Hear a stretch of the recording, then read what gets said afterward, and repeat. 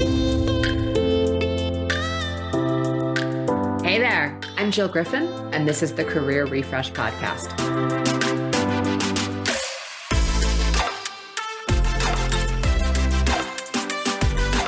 I'm a former media and marketing executive turned career strategist and strengths coach. I spent my career working my way up and through the ranks of global organizations and startups. And today, I show others how to do the same. Join me each week as we discuss the strategies to leverage your strengths, increase your confidence and visibility, and reset your career with actionable steps towards a finer future. Ready? Let's do it.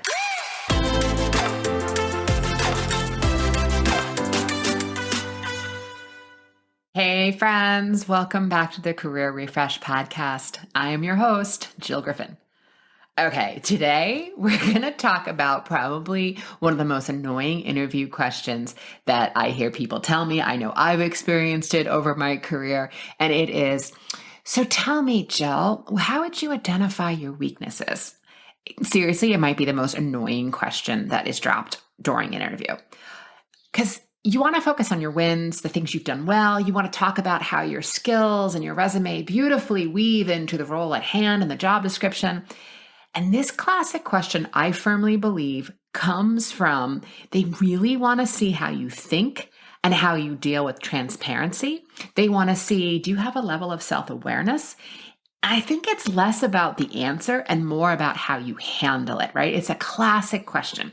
They want to make sure you have a decent answer. So reframing your weaknesses through the lens of positivity feels a little bit ridiculous, right? You know, something like, I'm a bit of a perfectionist and I have a high quality of work. Like, no one believes you. And then we've also heard before, like, you know, I struggle a little bit with time management, right? They kind of feel like they might be true and they may feel true for you, but it also feels a little bit inauthentic.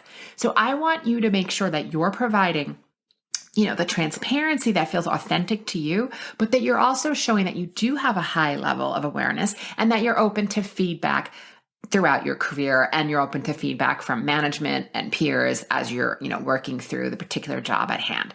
But you don't want to knock yourself or do something that's self-deprecating for something that requires a core skill in the actual work that you're going to do. So you don't want to provide a weakness there.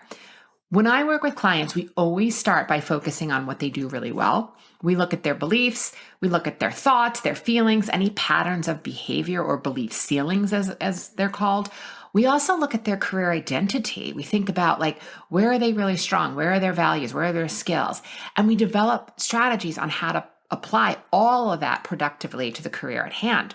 So we always talk about weaknesses too. And a weakness is something that, just think about it as simply as it gets in the way of your success. But I want you to think really strategically as you answer this question, because a weakness never becomes a strength. You don't create strengths by investing in weaknesses. Weaknesses and strengths, they're not opposites. If you don't have a strength, right, something that's innate talent in a particular area, it's not a big deal because you have plenty of other talents.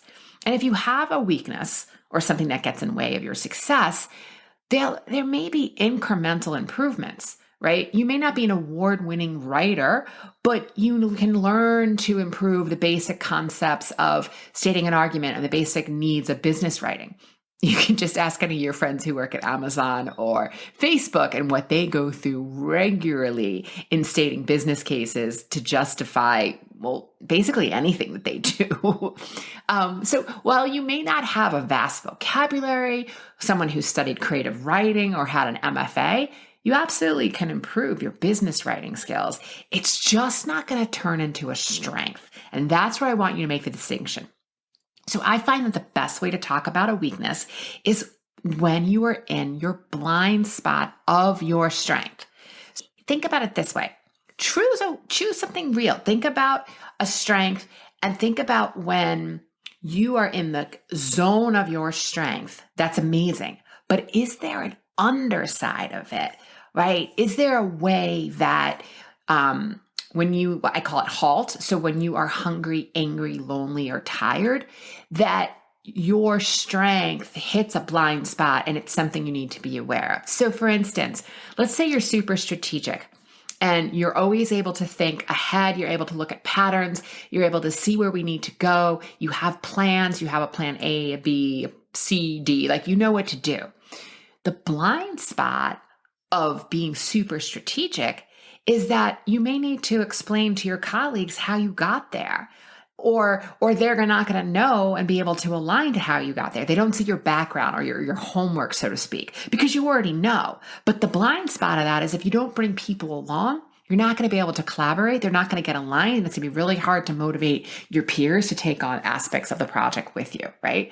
Another way you may think about it is that if someone is very strategic and they just know strategically exactly what's going to need to happen, people may think you're a little bit critical because you're super focused on what needs to happen and what's working, right? So there's a way that you could say very easily, I often need to, when I'm in my zone of doing strategic planning, I need to slow down and explain to my teammates how I got there and show a little bit of my homework. I remember very often when we were doing strategic planning for clients, very often they would say, it's not that we don't believe the end work that the team has presented, but we want to see your homework. We want to be brought along. We want to align with you, and we want to see that this is the right thing. In time, they're not going to need to see the homework anymore. But until you build that level of trust, that's a perfect opportunity for someone who's super high with strategic capabilities that they need to work on. So there's a beautiful way that you can answer the question. Another way is, let's say that you're really good at speaking, giving presentations, verbal and oral communication skills are strong. Well, a blind spot on that might be that you need to create space for others. If you're always talking, that means you're not listening. You could also say that people might be tired of listening to you, so you have to drive quickly to what's important, right? That's another way of thinking about a blind spot. You're a high producer, you're achieving, you're activating others, you're getting people to do what you want, you're driving to an end result. You maybe work in project management or a producer role. The blind spot could be that you need to help people see that their opinions and that they're people and not just a checklist, that you're not just driving towards the end result, that people are seen and heard and there are nuances along the way. If you're super focused, meaning like I can go into the zone, put heads down and ignore pretty much everything. I can get lost in the weeds. And therefore I may be slow to respond to your needs because I'm not checking email and text messages. So I may miss aspects of your individual needs and the progress that the team has made so far because I'm so focused. If you have a high level of accountability or responsibility, maybe you take on too much. Maybe it's hard for you to say no. And because you're taking on too much, this prohibits you from spending time with the team or getting to know players on the team.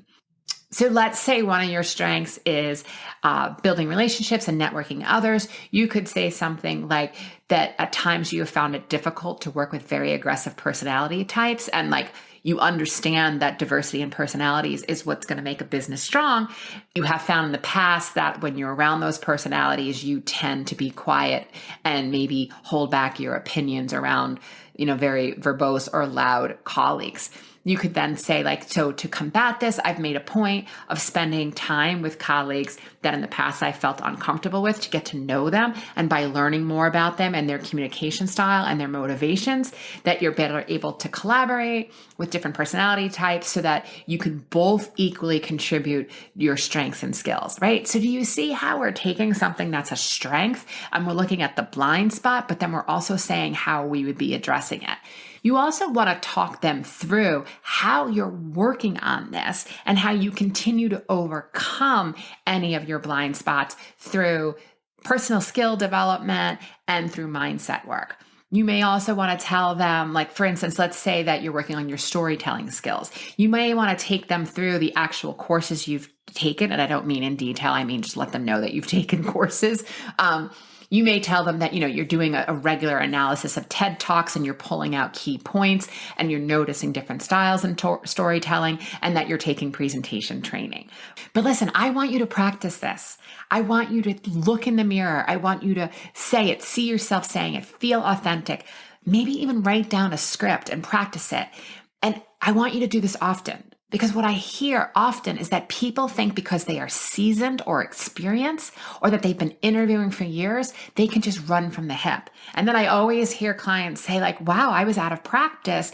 And I know you told me to practice, but I didn't. So I'm here to say practice. Don't practice so that you're a parrot or you've memorized it. That's not what we're saying. But we're saying making sure that you're able to explain these areas or these tougher questions that you may feel, how am I going to answer this, right? If you have a thought around it, it's going to come out in your response. But I just want to make sure that you write it out, you're practicing it, you're saying it, and then you're making it your own. It's simple, it's being truthful, and it's being super effective when you do this. Don't overthink it. Just practice, okay? You got this. Listen, before I go, I want to tell you about a new offering that I have just dropped. It's a strength and strategy session. It is a 2-session package where I'm helping you understand your unique talents, which I have seen as the fastest way to create confidence, clarity, focused conviction. You will discover your top strengths. You will learn how to use them in any scenario, whether it's on your resume, job interviews, networking, your social media and LinkedIn profiles, but also your day-to-day conversations with your bosses, clients, and your peers. I work at the intersectionality of strengths. Many clients think of me as sort of like a strength fortune teller or a strengths tarot reader. I'm going to put the details of it on the show notes, and I look forward to helping you gain clarity and strategize what's for now, what's new, and what's next. All right. I appreciate you so much. Have a great week, and I will see you next time.